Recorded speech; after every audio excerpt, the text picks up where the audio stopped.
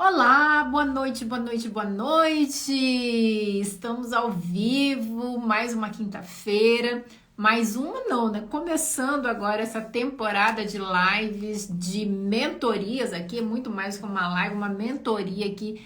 E hoje, esse encontro promete, gente, para tudo que você está fazendo, para absolutamente tudo, e gruda aqui porque a gente vai ter uma super aula, uma super mentoria com esse que já tá aqui. Deixa eu mandar aqui o convite, aceitar.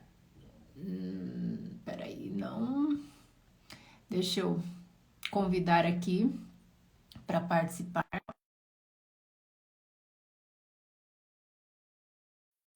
Que eu conheci recentemente, Boa mas que já virei noite, tudo bem, freguesa, tá? Wellington? Já tô Como é avisando. que tá, doutora? Tudo Muito ótimo. bom, Que bom prazer, te prazer enorme. reencontrar. Pois é, tivemos Isso, há cerca de um mês atrás, nos conhecemos lá no legal, consultório de família, no Novo muito bom. Tempo, com a Darleide, querida Darleide. E a gente gravou um programa juntos, Isso, falando sobre isso, traumas, né? Você é especialista em traumas, né? E muito bacana, não vou dar spoiler, porque vai uhum, ainda entrar no ar agora, acho que em março.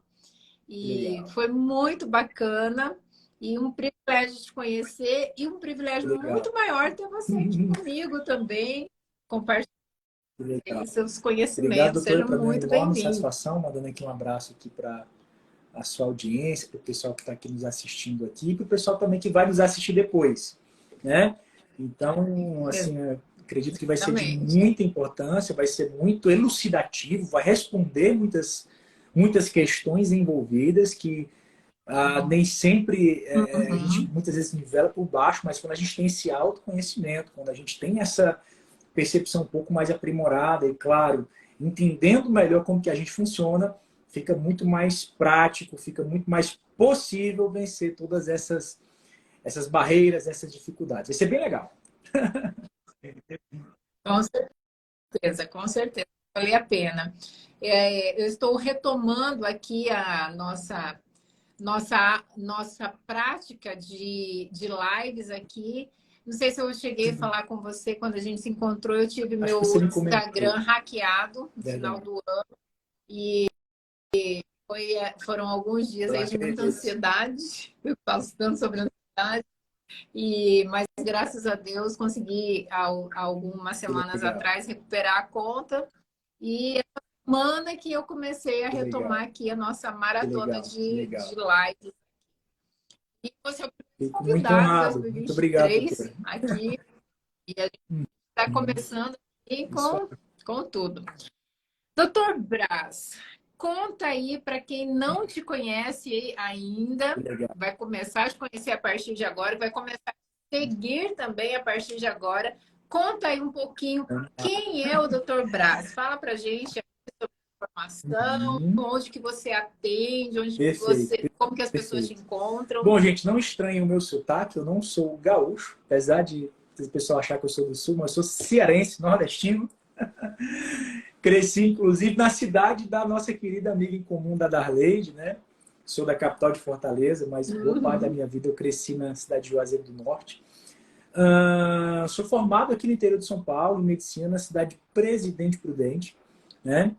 E aí comecei a minha carreira profissional já aqui em São Paulo, a carreira médica, a pós-graduação, toda essa questão envolvendo, né, a psiquiatria. E posteriormente me debrucei, vi rapidamente na faculdade sobre o tema, mas posteriormente tive um olhar um tanto quanto um insight, assim, uma coisa muito interessante com relação à questão do trauma emocional, né? E eu acabei, de uma maneira até meio inusitada, na verdade, eu fui convidado para falar sobre esse tema, mas dentro de uma perspectiva já mais conservadora dentro do público geral, do entendimento geral do trauma, concentrado na experiência do TEPT. E foi justamente aí, voltando a essas origens, voltando a estudar, dar uma olhada, dar uma relembrada nos assuntos que algo de extraordinário aconteceu comigo. Eu tive uma experiência pessoal muito forte e me identifiquei, acabei me identificando muito com tudo aquilo. E a partir de então, eu direcionei a minha carreira, né?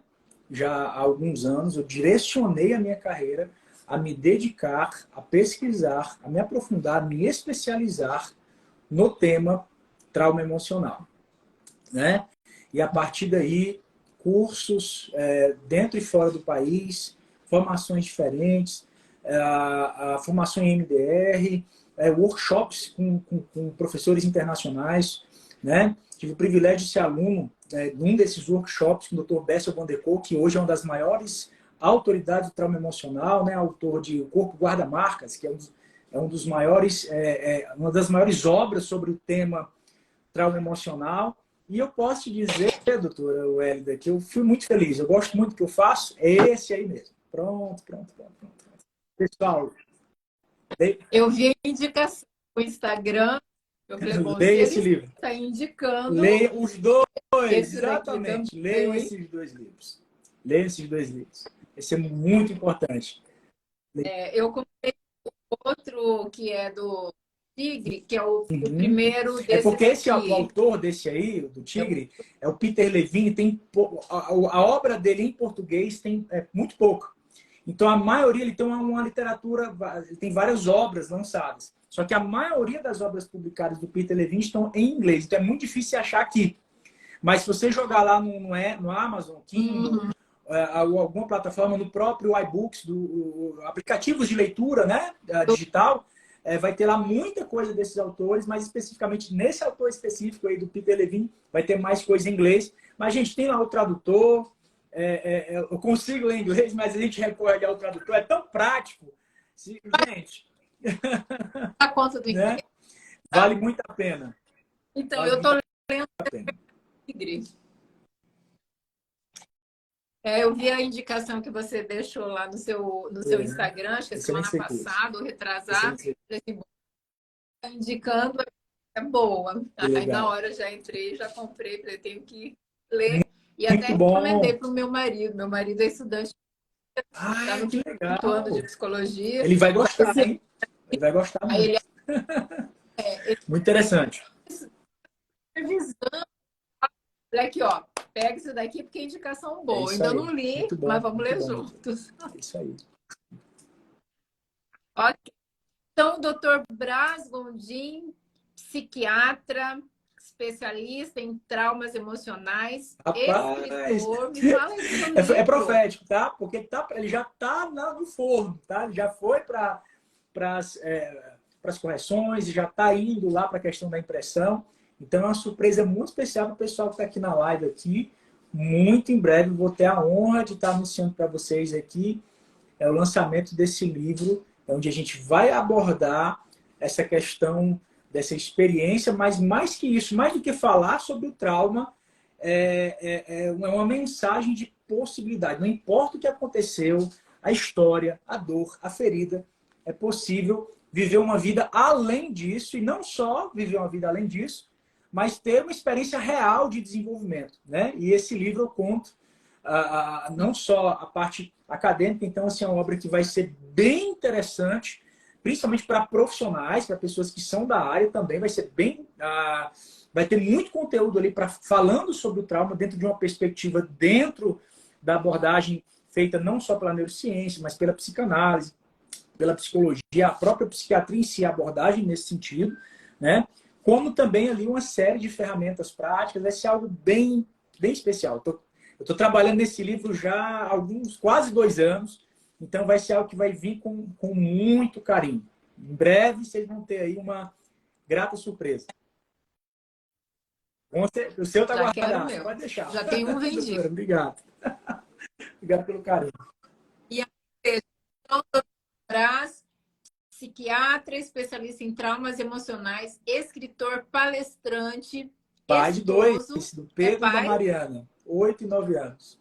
Pai. Graças a Deus. Essa é a melhor parte. Essa é a melhor parte. Exato. A gente tem um público bem eclético, mas tem muitas pessoas cristãs aqui, e muitas vezes as pessoas me pedem referência. Doutora, me indica um psiquiatra, mas assim, alguém que você confie, Uhum. alguém que seja cristão, Errado. vai na mesma Errado. direção e tal. Verdade. Aí a doutora Brás, Que psiquiatra, legal. cristão, Que legal. especialista, fica aí a dica, está em busca aí de um profissional de psiquiatria. Bom, o tema do nosso encontro hoje, ele é sobre procrastinação e partiu de um vídeo que eu vi lá no canal do Dr. Braz, ele falando sobre procrastinação, e achei muito interessante as considerações que você colocou lá. E é um tema que muita gente, aqui no meu canal, tem vários homens que seguem, mas a grande maioria são mulheres que me seguem. E muitas vivem falando: ai, doutor, eu não sei mais o que eu faço, porque eu sou muito enrolada, não começo e não termino, não consigo dar conta. Eu sou uma procrastinadora nata. Uhum. Ouço isso todos os dias. Tem muito mito, muita informação misturado com desinformação, muita verdade misturado Uhum. com coisas erradas. E aí eu achei que seria bem relevante te trazer para falar Uhum. sobre esse tema que você também, para ajudar aqui Uhum. a nossa audiência aí que tem muito tema. Eu queria então começar te perguntando o Bom, que é procrastinação? excelente pergunta. A procrastinação, na verdade, ela se mostra como uma espécie de, vamos chamar assim, de síndrome amotivacional, por assim dizer, ok? É uma ausência de recursos psicológicos, emocionais, para desempenhar uma ação específica em períodos de tempo diferentes. Às vezes a pessoa procrastina por coisas que ela tinha que fazer naquele dia especificamente, tá? Ou ela também tem essa ausência dessa substância emocional para desempenhar ações e atitudes e tarefas que sejam também dessa rotina diária dela, né? Desse dia a dia enquanto função social, como mãe, como mulher, como marido, como esposo, esposa, enfim. E essa procrastinação é justamente a ausência dessa motivação emocional para colocar, deixar a máquina rodando, deixar a coisa acontecendo, deixar as coisas funcionando, manter essa experiência de desenvolvimento. E é claro que a procrastinação, como sendo essa ausência dessa, digamos, dessa substância emocional, tem as suas origens, tem a sua forma de se manifestar com vários componentes nesse sentido. E aí a pessoa fica deixando para depois, né? A pessoa fica ali protelando, ela fica justamente, vamos lá, depois eu faço, deixa por último, ou então é algo que é importante, mas diminui a importância dentro dessa sua lista de afazeres e muitas vezes até faz, mas faz numa performance extremamente diminuída, numa performance extremamente menor nesse sentido. E, claro, vai obter menos resultados, vai ter conflitos nos relacionamentos, pode ter, claro, uma frustração pessoal pela sensação de não chegar em lugar nenhum. Então, é algo bem importante e também é um grande vilão, né, dentro da experiência terapêutica, né? Porque é por causa da procrastinação, muitas vezes, que o tratamento é feito de uma forma mais relapsa, que as tarefas, né, os exercícios importantes para o desenvolvimento ali eles são negligenciados. Então, ele é um tema muito importante, essa procrastinação, pensando em alguém que deseja viver uma experiência intensa, plena, nova, positiva. Vencer a procrastinação é um dos primeiros passos para justamente ter uma mudança real e significativa. Você falou uma coisa aí que eu sei que está todo mundo querendo fazer essa pergunta. Eu vou fazer. A gente tem aqui nosso roteiro, ela não está na nossa audiência, mas se Vamos lá, pode você perguntar. deixou a bola quicando, eu vou chutar. Vencer a procrastinação é essencial para quem quer ter uma vida, né, de resultados, uma vida de saúde emocional, Isso. uma vida diferenciada. como é que se faz para vencer a Vamos lá, procrastinação? vamos lá. É um ponto bem interessante. Antes de falar aqui nesse sentido, deixa eu só falar uma coisa que eu acho que é importante para te dar essa resposta, para justamente a gente conseguir dar uma triada na audiência que está ouvindo a gente aqui agora. Existem situações específicas que as pessoas que podem estar assistindo aqui agora achar que aquilo é procrastinação e não necessariamente ser procrastinação. Tá certo? Então, por exemplo, Legal. por exemplo, uma pessoa que tem transtorno de déficit de atenção e hiperatividade, essa pessoa ela tem uma forma de processar diferente em relação a não só a estratégia, a execução, ao volume de informações. Tem toda uma série de características e muitas vezes esse boicote a uma rotina dentro do TDAH, por exemplo, tá? Ele é tido como uma procrastinação. Então, talvez, é por isso que é importante a avaliação de um profissional, passar com o médico, passar com o psicólogo, porque esse diagnóstico diferencial, ele é muito importante, tá? Por exemplo, também, pessoas que estão desenvolvendo, já estão com um diagnóstico específico, por exemplo, de um episódio depressivo maior, é muito difícil também tomar decisões nesse conceito. E é claro, lá na frente a gente pode falar depois desse componente neurobiológico da procrastinação. Mas como se livrar e será que isso é possível? E eu digo... Então, antes de você continuar. Então, significa, diante disso que você falou, você deu o exemplo aí do TDAH, da depressão maior, uma questão psicopatológica, um transtorno emocional, isso pode me colocar numa condição em que eu julgue minhas atitudes, meus comportamentos como uma procrastinação e pode não necessariamente ser uma procrastinação, mas um sintoma, um Exatamente, desdobramento da minha exatamente. Quando a patologia. gente É fala, por isso? exemplo, de trauma emocional, o que seria o trauma emocional, especificamente? É qualquer tipo de sobrecarga emocional, psicológica, acerca de ambientes que me geram estresse. Ou seja, a carga de estresse que o ambiente me proporciona se torna maior do que a minha percepção de lidar com aquilo. Dentro dessa perspectiva, então, trauma emocional não são somente eventos que aconteceram no passado, mas podem ser absolutamente qualquer coisa que me deixe em uma espécie de disfunção emocional dentro daquele contexto. Ok? E aqui que a procrastinação também vai ter um efeito tanto, vamos lá, vai ser um dos sinais observados, assim como a depressão, como o TDAH, como a própria também o transtorno de ansiedade generalizado. No ponto do trauma emocional, ela vai ter esse componente, eu já te respondo já aquela que você me perguntou, se é possível e tal, já te respondo, não Não, esqueci.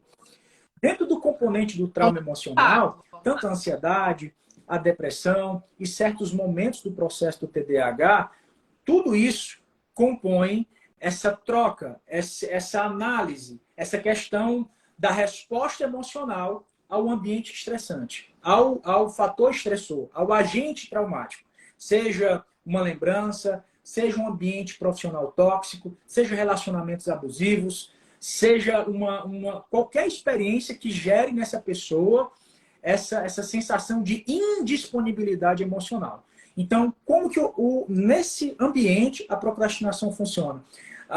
Observou-se, assim, o que foi feito nos estudos nesse sentido, em exames de imagem, que durante esse processo de procrastinação, olha que interessante, existe uma diminuição importante da atividade das áreas corticais. Ou seja, quando uma pessoa, nesse sentido, tá? Nesse ambiente onde existem esses fenômenos aí psicopatológicos, ok? Então, qual que é o grande ponto? Existe um ambiente, existe um agente estressor, existe um diagnóstico, existe alguma coisa ali, existe algo que se comunica com essa vulnerabilidade emocional do paciente. Naquele momento, essa desconexão essa diminuição da ação do córtex pré-frontal, diminuindo aí a noção de estratégia, a questão de percepção, de análise de ambiente, tomada de decisão. Como tudo isso diminui como atividade cerebral, então essa questão de ter que tomar uma atitude ou colocar em prática algum plano de ação se torna muito indisponível, ok? E aqui, já entrando na sua pergunta, uma vez que você age de forma enfática, cirúrgica, aplicada, né, terapêutica, como uma resposta ao trauma emocional, à ansiedade ou transtorno de humor, especificamente, imediatamente vai incluir a reativação, a reconexão da parte cortical. E aí, com essa ativação da parte cortical, logo essa pessoa vai sentir bem menos necessidade de procrastinar. Mas nós estamos falando de um ambiente onde existem diagnósticos. Então, dizer que essa procrastinação nessa condição específica é a procrastinação que nós estamos tratando aqui, não é bem isso. Aí talvez você esteja me assistindo, eita, agora complicou. Como saber, então, se justamente essa minha dificuldade, essa minha disfunção executiva é de fato essa procrastinação clássica que eles estão conversando lá, ou ele é um subproduto dessa minha dor? A avaliação de um profissional. Agora a gente pode falar com calma da procrastinação verdadeira.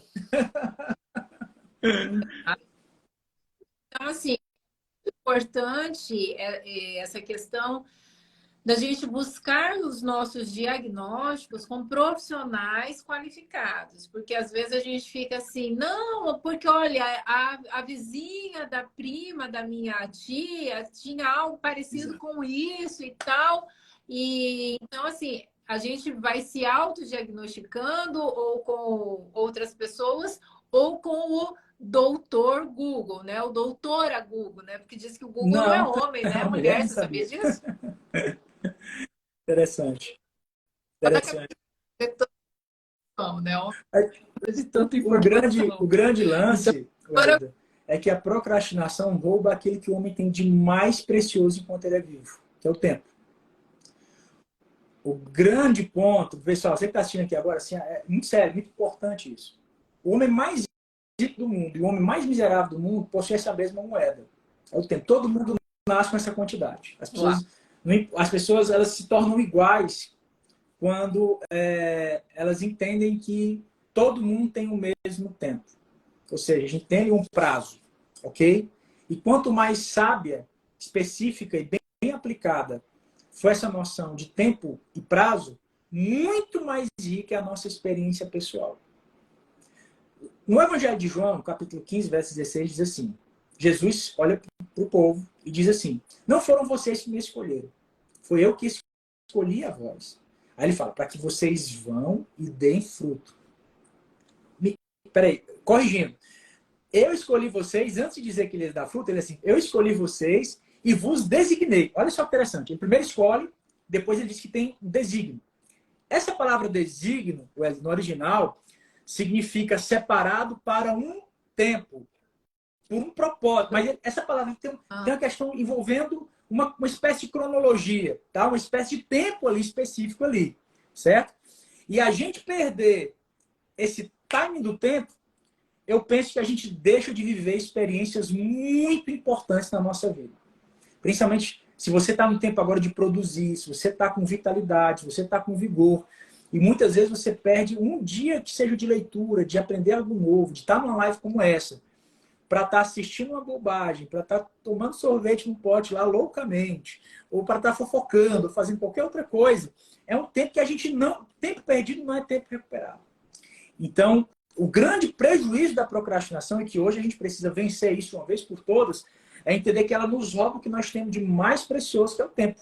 Você pode ter todo o dinheiro do mundo, mas se você tiver numa cama de um hospital para morrer no dia seguinte, o teu dinheiro não te compra mais um dia, o teu dinheiro não traz mais o teu filho que cresceu e agora não quer mais ter papo com você, o teu dinheiro não vai trazer o teu marido ou a tua esposa de volta, ou qualquer coisa nesse sentido, porque aquele tempo investido que foi perdido, que era para ter sido construído ali, para que algum vínculo tivesse sido formado, o tempo perdeu. Agora, para recuperar isso, é possível? Eu creio num Deus de impossíveis. Eu creio num Deus de milagres, mas você vai pagar um preço muito alto para poder recuperar aquilo que foi perdido por você, dentro desse contexto. Então, o grande prejuízo da procrastinação, e muitas vezes as pessoas levam isso de uma forma muito até inocente, é achar que vai ter tempo para sempre para fazer o que quiser, chegar onde quiser e achar que nunca as coisas vão se esgotar. E aí é o grande ponto, Welder, nesse sentido, que as pessoas precisam ter essa noção de prejuízo, que é muito importante. Ok. Nossa, tô aqui com o meu caderninho, com a minha caneta, Legal. anotando as Legal. pérolas, tá? Eu Legal. tô Também estamos. tô aqui numa... Legal.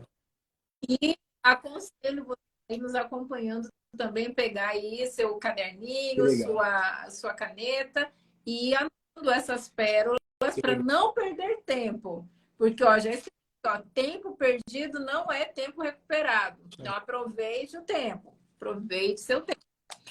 Bom, agora entrando na Sim, procrastinação mesmo, de uma pessoa que tem uma tá certo. psicopatologia, que tem a procrastinação mesmo, não é TDAH, depressão e tal. Como que a gente pode identificar as causas da Bom, acho que a procrastinação? primeira coisa é justamente a questão da falta de essa motivação, essa ideia de não querer se desenvolver, tá?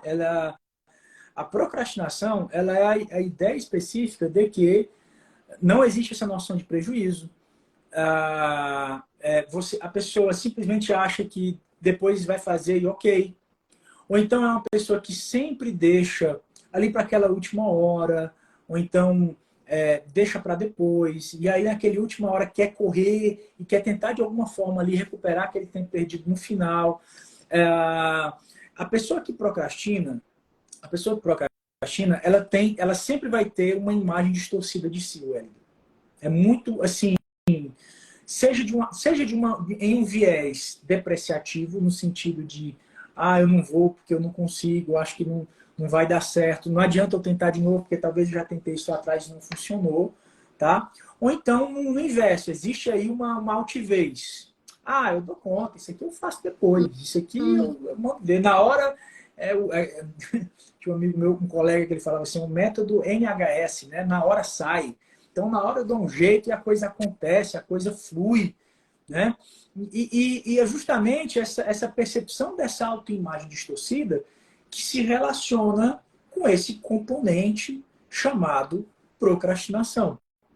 Então, ela sempre vai ser, a procrastinação sempre vai colocar uma pessoa numa penumbra de cegueira, onde ela vai ter muita dificuldade de identificar os reais resultados do desenvolvimento dela. Quando a pessoa procrastina, ela não tem ideia do que ela está perdendo. Não tem ideia. Outro dia eu estava com um paciente e ele tinha um ótimo emprego, apesar de ser um emprego que gerava uma demanda. Ele chegou para mim, eu estava super feliz, porque eu sabia que ele ia chegar, era o dia da consulta dele, e a gente ia conversar, eu estava curioso para saber como é que estava, porque era uma coisa que ele queria muito, e de repente ele chegou e falou assim, não, tu nem sabe, doutor Braz, eu pedi demissão, eu saí. Eu falei, meu amigo, por que você fez isso? Né? Não, porque é chato e tal, e aquela coisa toda, aquela pressão, e aquilo, eu me empolguei logo, eu perdi a empolgação, eu perdi aquela vontade de fazer, e etc e tal. Eu disse, tá bom, vem cá, vamos botar essa bola no chão, vamos conversar. Porque o senhor sabe, doutor Braz, que meu sonho era viver aquela outra coisa, então nem fui, porque eu acho que eu já não vou conseguir mesmo e tal. Eu falei, olha, vamos pensar, vamos pegar um papel, vamos estar na ponta do lápis aqui. Vamos lá. Olha só, teu salário é X. Vamos pensar matematicamente. Tu ganha X, você consegue fazer essa economia, você consegue juntar isso. Olha só, num prazo, sei lá, de 2 anos, você já conseguiria ter um recurso para que você pudesse investir no teu projeto, correndo aí grandes chances de ser promovido, porque você é um excelente profissional, certo? E se você for promovido, você vai mais que dobrar o seu faturamento, aí você vai ter ainda mais aquela quantia X para poder realizar aquilo, né? E olha que aí a gente começou a desenhar, a gerar uma imagem especificamente, criar até uma imaginação projetiva nesse sentido, do que poderia acontecer. Eu falei, cara, olha, com essa grana tu podia fazer isso, com esse dinheiro tu podia fazer aquilo. Dentro dos teus sonhos, olha isso. E aí foi muito legal, porque terminou o momento, a consulta, e depois ele agradeceu e falou, eu vou considerar, vou saber se realmente, talvez, de repente, eu consiga voltar para esse meu emprego. Quando as pessoas procrastinam, elas deixam de observar algo muito precioso que elas já têm, que já existem nela, tá? Nessa possibilidade de alcançar novos resultados, de desenvolvimento. E é justamente aqui, por causa da procrastinação, que a pessoa não consegue ter uma percepção negativa. E aqui é uma ideia minha, tá, doutor? Aí você pode falar o que você pensa também, mas me parece que a procrastinação está muito atrelada a um viés, a um sistema de crenças que muitas vezes é negativo.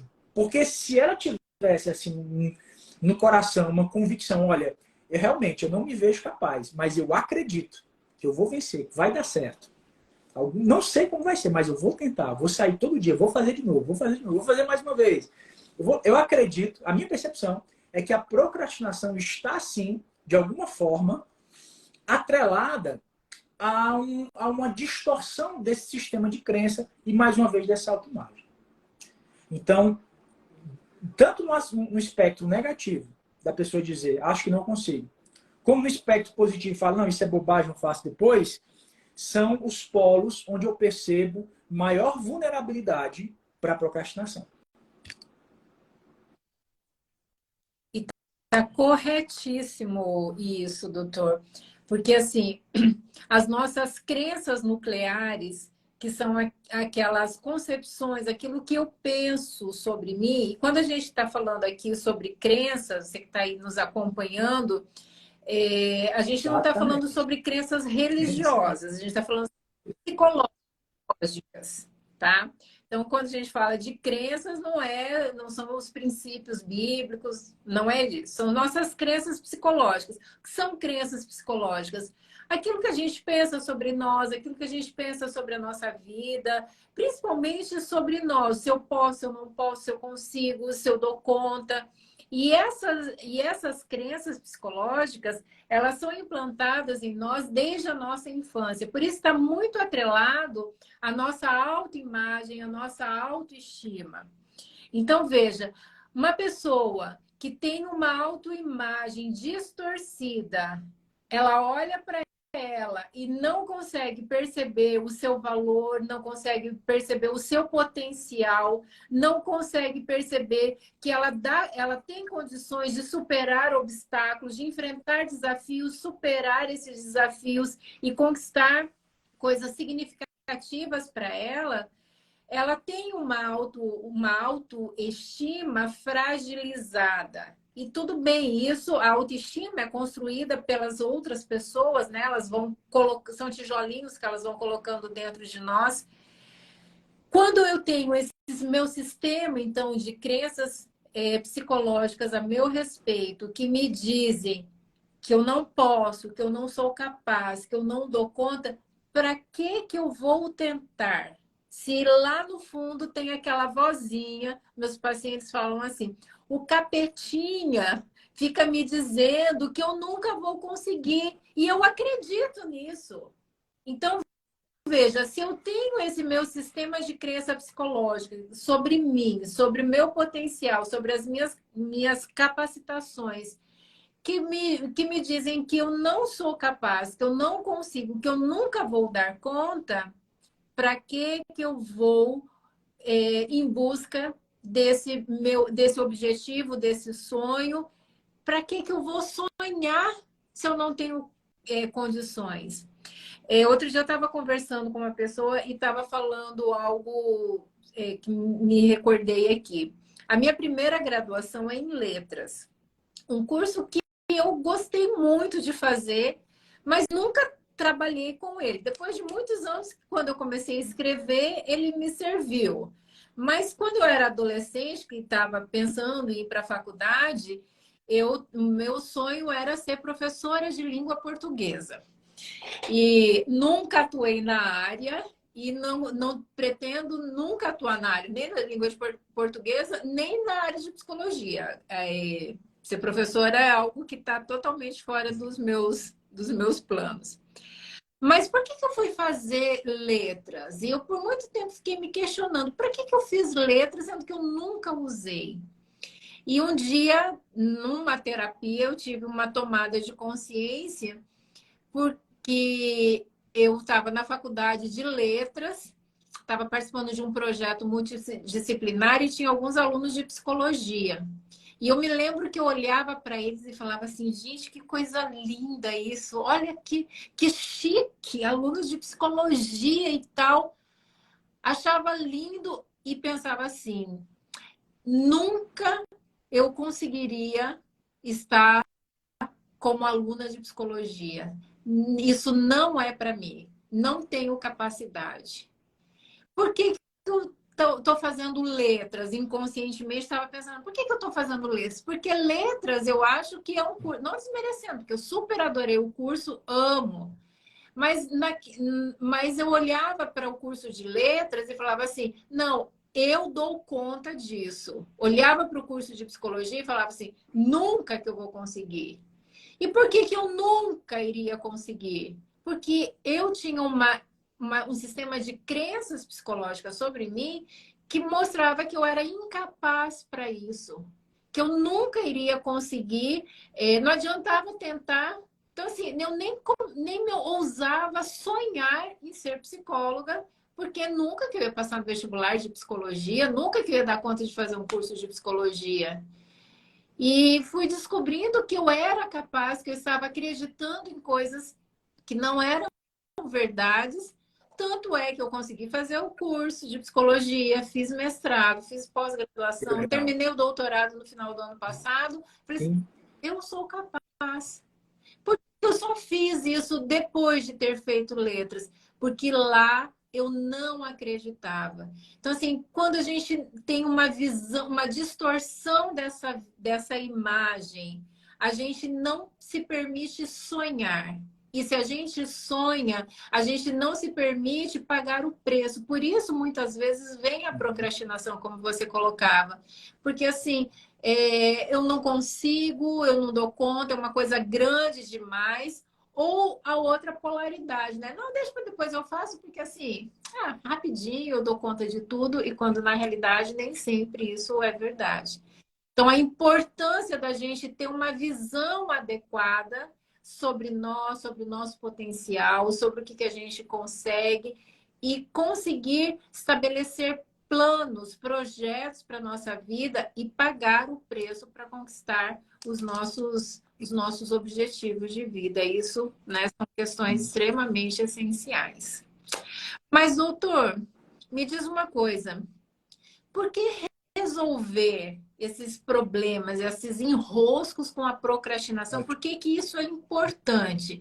Na realidade, eu quero saber o seguinte: quais são os benefícios da gente se Vamos lá. curar desse raio de procrastinação Vamos que lá. tira tanta gente? Vencer a procrastinação nivela o ser humano por cima.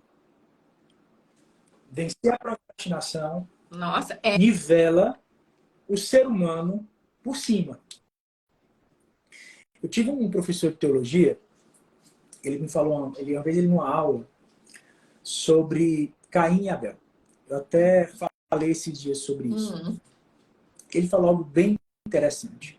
Como eu não vou aqui me aventurar como um teólogo, mas ele disse algo interessante. Ele disse que quando Deus escolhe Abel, ao invés de Caim, ele mostra a oferta que era um cereal. Caim, a Bíblia diz que ele trouxe uma oferta para você que está assistindo agora, você já ouviu, de repente não conheça bem essa história, é uma história dos filhos de Adão e Eva, no capítulo 3 e 4 do livro do Gênesis. Mas ele é interessante. Está lá, então os dois trazem uma oferta. Um traz uma oferta cereal, que é do fruto da terra, e o outro traz uma oferta de um animal. O grande ponto, eu sei que alguns teólogos, e aí é claro, alguns vão dizer que é por causa de Jesus, o cordeiro e aquela analogia, tudo bem, está tudo certo. Mas quando você olha para a natureza da oferta ali, que está escrito no livro do Levítico, no outro livro da Bíblia, gente, não é uma teologia, desculpa até falar isso, mas que me ocorreu agora e deu vontade de falar. você observa que a oferta do vegetal, conforme na regra, tinha que trazer fora o vegetal, o cereal, ou azeite. E o animal, a oferta animal, tinha um animal e a sua própria gordura que era trazida. Quando esses dois trazem, Caim e Abel, lá está escrito que Caim trouxe só o cereal e não fala nada de azeite. Mas quando fala de Abel, fala que Abel trouxe o animal e a parte, além, fora do animal, a gordura.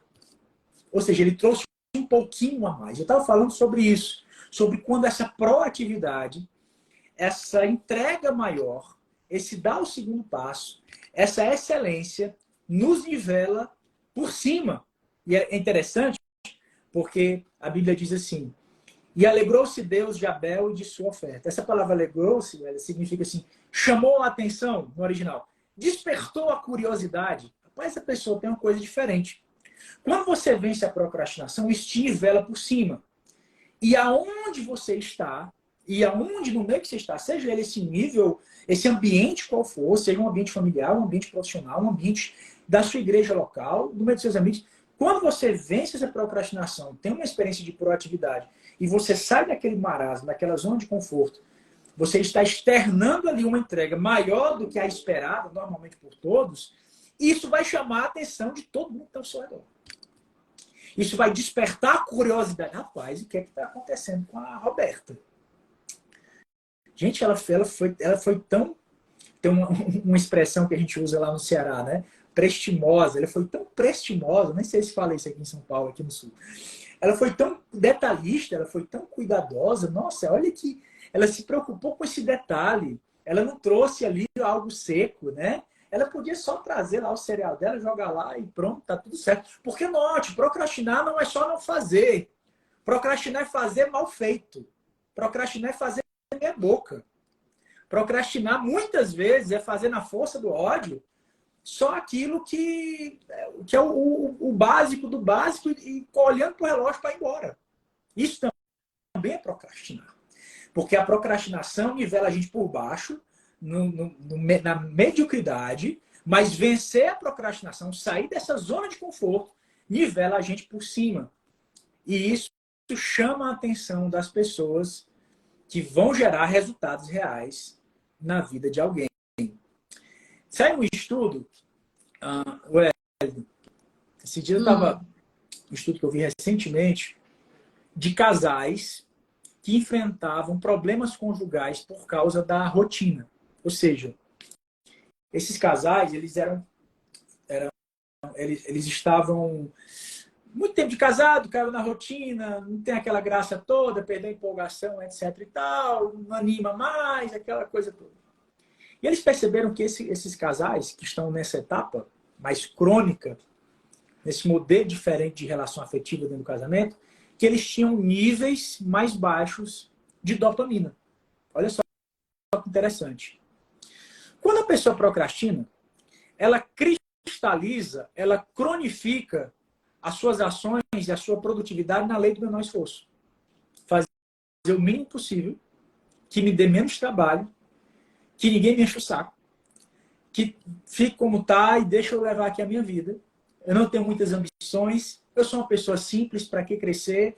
E não é isso. Na verdade, isso é uma máscara social para dizer, olha, eu tenho uma distorção, eu não acho que eu não consigo, eu não vou me expor, porque se eu fracassar, o que, é que vão dizer de mim? Então, são todos esses riscos. Tá? Então, quando toda rotina, uma vez cristalizada, uma vez cronificada, esses padrões negativos, claro, você diminui a empolgação, você diminui a sensação de recompensa, de prazer, de sentido, de significado, logo você vai ter níveis menores de dopamina.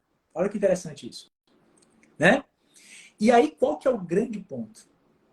Você só pode se empolgar de novo com alguma coisa que perdeu a graça para você quando você agora tiver uma nova metodologia, um novo padrão de comportamento e obter resultados diferentes.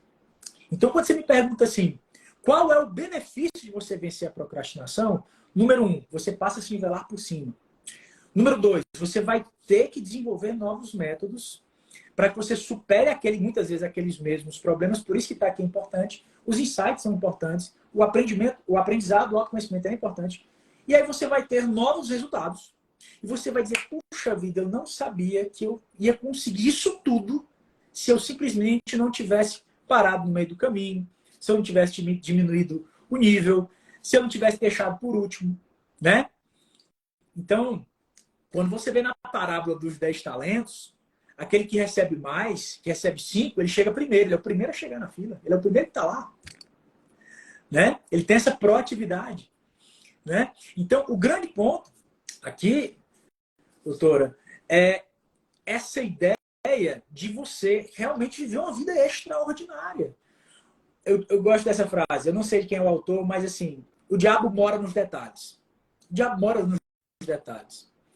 E eu acho que o grande fator de fracasso de uma pessoa não é porque ela tem pouco dinheiro, não é porque ela vem de uma família humilde, não é porque ela vem de uma cultura, um ambiente cultural extremamente simples, porque todas essas características eu tenho, Hélio. Eu sou um ser humano assim, eu vim de uma família extremamente simples, que veio do interior do estado do Ceará. Então, o grande ponto é essa surpresa do que você pode viver se você vencer essa procrastinação, sair dessa zona de conforto, nivelar-se por cima, se surpreender com novos resultados, seja eles quais forem esses resultados. Não precisa ser iguais aos meus, não precisa ser iguais o da doutora Wélida. Pode ser diminuir 10 quilos, que você acha que não vai conseguir nunca perder 10 quilos. Às vezes é achar que você nunca vai ser feliz no amor. Só para você ter ideia, eu tive um paciente uma vez, ela estava entrando assim, já sintomas bastante, já estava ali fechando ali um diagnóstico, um episódio depressivo maior, mas era muito atrelado a uma baixa autoestima e uma questão relacionada à ideia de, poxa, eu sou jovem, bem empregada, estou bem, será que eu nunca vou conseguir casar, não vou ter um marido? Ela já estava numa idade ali, já bem importante casar ali, biologicamente falando, e etc e tal. E a gente estava tratando aqueles sintomas de humor especificamente, né? Mas eu notei uma coisa, velho. Ela vinha assim com muita preguiça, um certo desleixo ali. Ela sempre chegava atrasada. Ela às vezes não fazia muita questão da orientação. Ela fazia, tem dia que eu tomo remédio, tem dia que eu não tomo. Tá fazendo terapia? Tem dia que eu vou, tem dia que eu não vou. E isso se traduzia nela no geral. No cabelo, na maquiagem, na roupa, no sapato. Eu sou muito detalhista, tá? Então, eu brinco, eu digo, todo paciente que já vem a consulta começa na porta. No caso aqui, na hora que você entra no link. Então, a consulta começou ali antes do bom dia, boa tarde, boa noite. Né? Então, quando eu percebi que ela tinha essa dificuldade, eu falei, vamos fazer um negócio? Vamos combinar uma coisa aqui nós dois? Vamos ver se você topa? Ela, vamos. Ela morava sozinha, perto do trabalho e tal. Eu falei, é o seguinte, eu quero que você só se arrume. Se arrume, se vista bem. Não precisa ser vulgar. Não. Tem que se vista bem. Quero que você se cuide. Você arrume seu cabelo. Você vista uma roupa. Que você tenha ali um autocuidado. E etc e tal. Só isso. Só isso. Só isso. Ah, eu vou na padaria comprar pão. Você não vai com a camiseta do deputado de política. Você vai vestir uma roupinha legal. Você vai se cuidar. Bom, você vai fazer isso. Só isso. Dever de casa, fora as orientações médicas, uma orientação extracurricular aqui para você, quer que você se cuide, tenha esse autocuidado. Você vai se vestir bem no trabalho. Trabalhava com saúde. Ela tinha um cargo até administrativo, de chefia. Como é que você vai? Não, eu quero que você, cabelo amarrado, aquela coisa bonita, dentro do hospital, você vai toda... Vai como a liturgia do cargo que você exerce.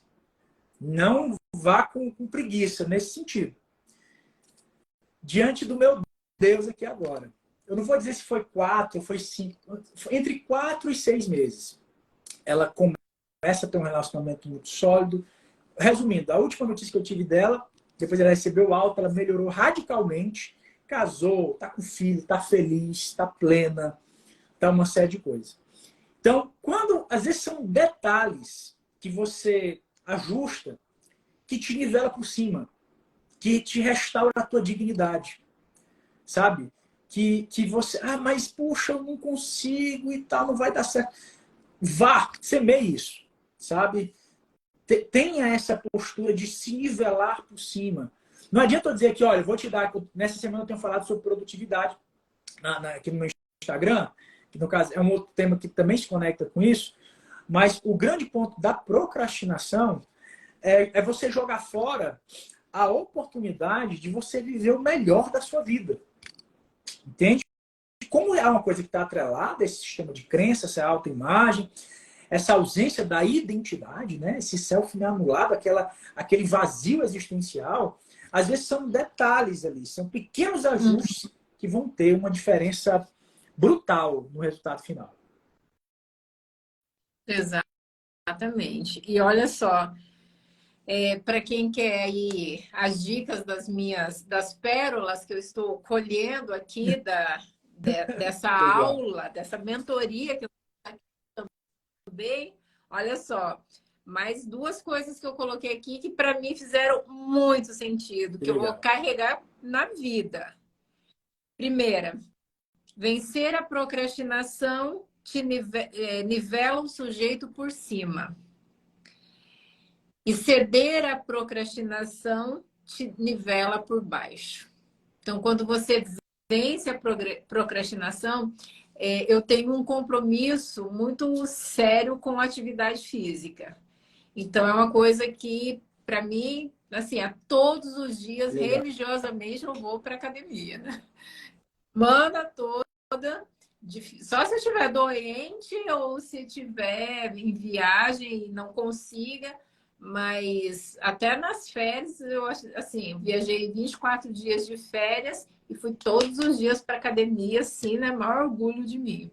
E aí eu falo pro pessoal, né? Que o pessoal fala, eu não gosto de atividade física, eu até começo, mas não continuo e tal. Eu falo assim, ó, você não pergunta se você está com vontade ou se não está com vontade.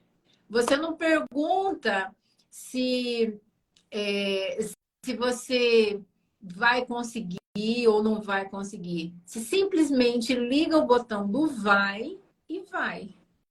É assim.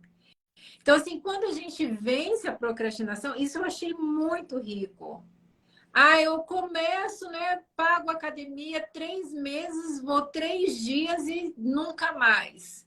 Não, amanhã eu vou, segunda-feira eu vou, semana que vem eu vou e a gente vai procrastinando e nada. Quando você cede à procrastinação, você está se nivelando por baixo, vivendo o que tem de mínimo ou de nada. E quando você vence a procrastinação, quando você liga o botãozinho do vai e vence a procrastinação com vontade ou sem vontade, você está se nivelando por cima. Que coisa linda que eu vou carregar no coração para a vida. Doutor Braz, para a gente fechar aqui, porque o tempo voa, diz pra gente quais são as ferramentas que você orienta seus pacientes para quem quer de fato vencer a procrastinação. Fala aí dessas ferramentas o pra gente. autoconhecimento, tá? E quando eu falo autoconhecimento, o autoconhecimento é importante, na minha concepção, não pelo fato de promover uma certa melhora emocional, mas no sentido do autoconhecimento ele é importante porque ele antecipa gatilhos, certo? Então, esses gatilhos, tudo isso, não dou conta, ou então eu deixo para depois que eu consigo, isso são manifestações de gatilhos, memórias não processadas em busca de uma experiência vamos lá, de escapar do desconforto, de fugir do estresse, de evitar o estresse, o agente estressor, né? Então, o autoconhecimento, ele te promove a capacidade de ser mais sensível à detecção de gatilhos. Opa, peraí, esse negócio de não ir para academia é um gatilho. Não, isso não é uma experiência real. Isso é um truque aqui do meu cérebro, do meu ego, do meu inconsciente, querendo fazer com que eu que eu poupe energia ou ache dopamina em alguma outra coisa. Porque eu fazer 2 horas de academia não vai me transformar, sei lá, no corpo da fulana de tal que eu acho o máximo. Porque eu estou um pouquinho acima do peso. Então isso não me dá dopamina. Então deixa eu ficar logo por aqui. Note, tudo isso são gatilhos, né? Os gatilhos que trazem essa dopamina no começo sempre vão abortar esses processos. Então, todo gatilho, ele te priva do processo. Ele quer te sequestrar do processo. E é quando esse gatilho da procrastinação vem, é justamente isso. A procrastinação é a ferramenta pela qual te sequestra do processo. E sem processo não tem desenvolvimento, não tem uma mudança real.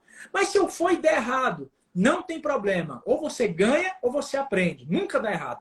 Ou você vai dar certo, ou você vai e aprende uma nova forma, um jeito diferente de fazer aquilo dar certo. Você nunca perde. Então vá. Por isso o autoconhecimento é importante. Que nem você falou, doutora, liga o botãozinho do vai e vai. Né? Porque ou dá certo ou você vai aprender uma coisa nova. Um outro ponto que eu considero muito importante para as pessoas que procrastinam, ok, como que eu faço isso na prática? Gente, diminua as suas demandas, fracione as suas demandas em tarefas maiores. Se você tem uma dificuldade, sei lá, de arrumar toda a sua casa, de fazer tudo aquilo de uma vez só, e aquilo demora 2h30, 3 horas, fraciona isso. De manhã você trabalha na cozinha. Quando for depois da tarde, se almoçar, que estiver tranquilo, você arruma o quarto. Ou depois você, sabe, fracione as suas tarefas diárias em partes menores. E quando você fracionar essas partes menores, cada vez que você terminar de fracionar aquela parte menor ali, naquele sentido, vá lá, dê uma descansada, tome um banho, vá fazer alguma coisa, vá, como diz na minha terra, né? Vá lá dar um cheiro no maridão ou na esposa, vá lá ter um momento com seus filhos, depois faz de novo, terminou, se recompense com alguma outra coisa, de preferência que não seja calórica, que não engorde, que não engorde, né? De preferência, né?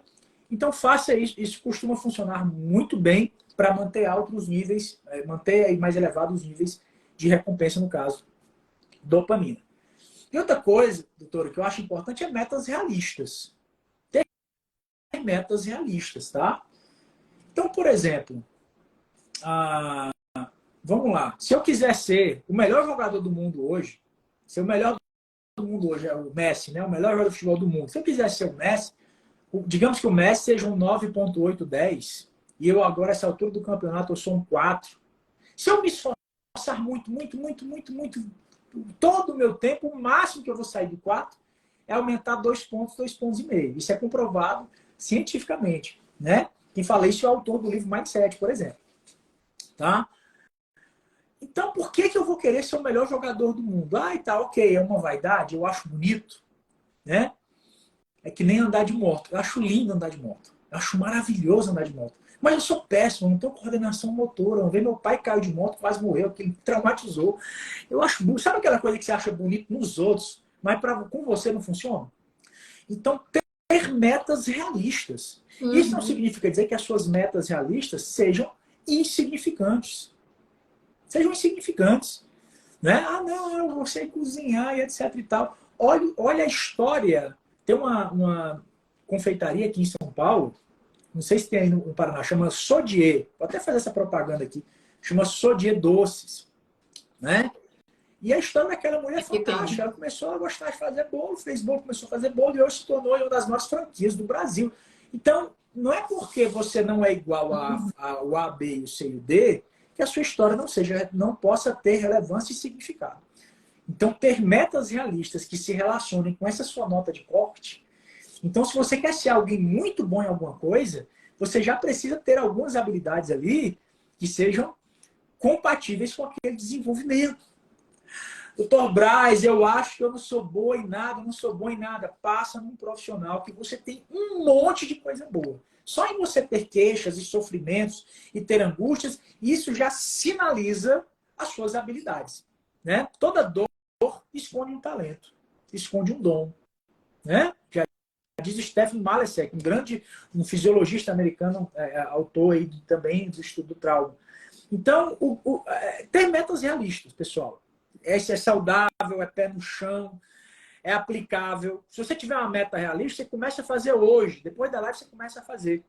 Mas se você tiver uma meta muito astronômica, uma coisa muito absurda, muito egóica, você vai ficar ali viajando, confabulando com aqueles demiurgos de como que a coisa seria e você não vai ter um desenvolvimento real. Né? Então, Evite distrações, evite distrações, evite coisas que depletem a sua dopamina. Então vamos lá, hoje você fica lá mexendo naquele celular por horas. Ou então você fica, né?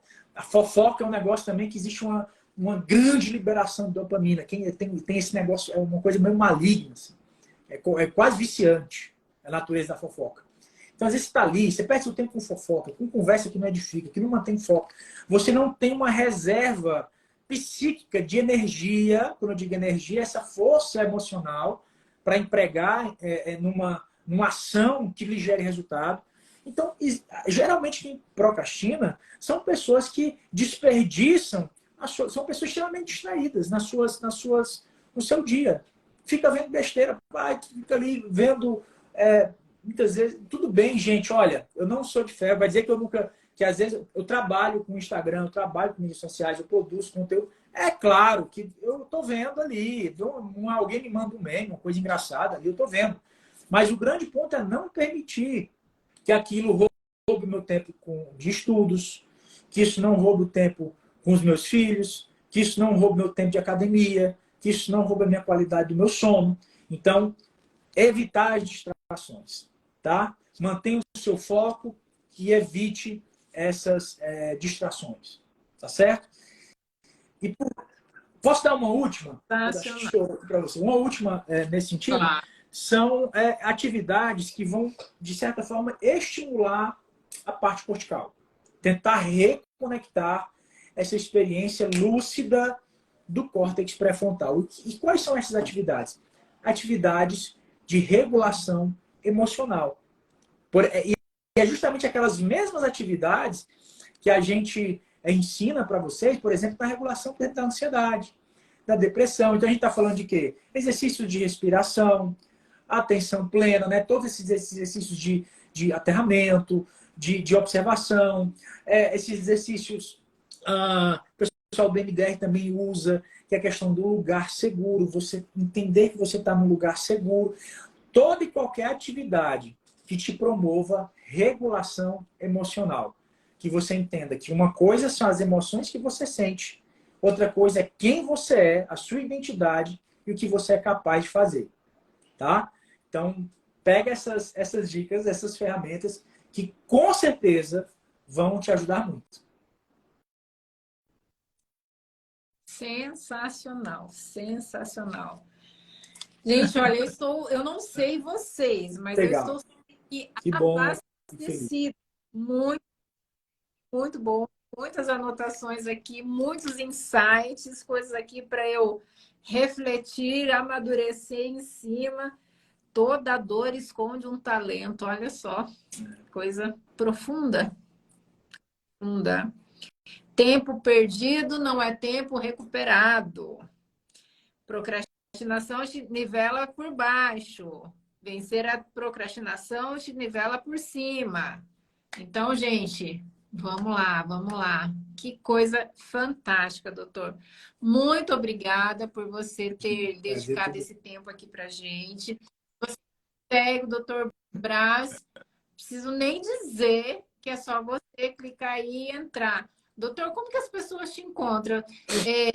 Você faz atendimentos presencial? Hoje, Quem quer? Hoje 95% do meu atendimento hoje é online.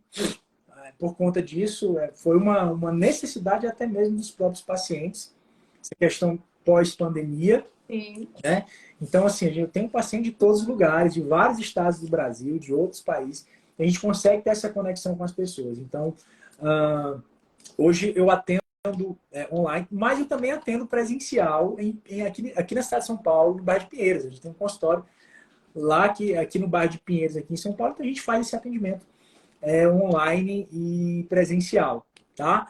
Então, no @BrazBondim, que é aqui no meu perfil, onde eu estou aqui com essa live aqui agora, lá vai ter um link lá onde vai te direcionar direto para a nossa equipe, que vai lá, que agenda aí os atendimentos, também a questão de convites para palestras, que muitas vezes as pessoas perguntam sobre palestras, onde que eu vou estar, que dia que eu vou estar. Então, se você quiser saber, quiser convidar aí, você está assistindo, que é da sua igreja ou da sua empresa, quer convidar para, de repente, algo nesse sentido, né, sobre temas relacionados ao desenvolvimento pessoal, também é nesse mesmo link, aqui no meu perfil, @BrazGondim.